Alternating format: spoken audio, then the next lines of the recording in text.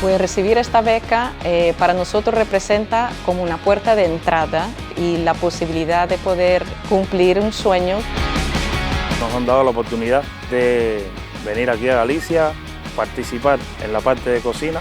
Voy a tratar de hacer llegar todos estos nuevos tips o conocimientos que estoy aprendiendo acá, que la verdad que van a estar muy buenos para poder implementar. Vino mi hermana al programa en 2019, la pasó re bien y dijo que es una muy buena experiencia, así que este año me anoté yo. A medida que van pasando los días, cada día es mejor y te vas a acoplar súper fácil.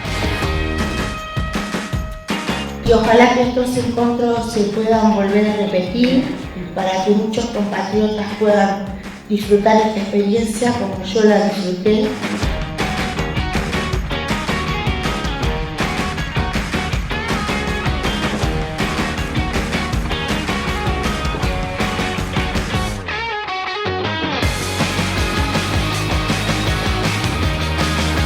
Yo creo que es muy importante todo ese apoyo, todo ese, digamos, soporte que la Xunta ofrece a los emigrados.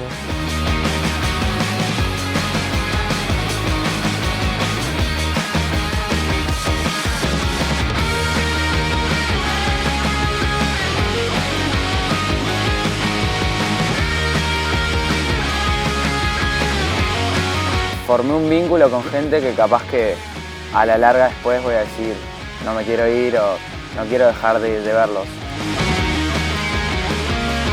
Cuanto más tiempo vives en Galicia, más quieres vivir. Estás convencido de que este es el lugar para vivir y para formar a tu familia.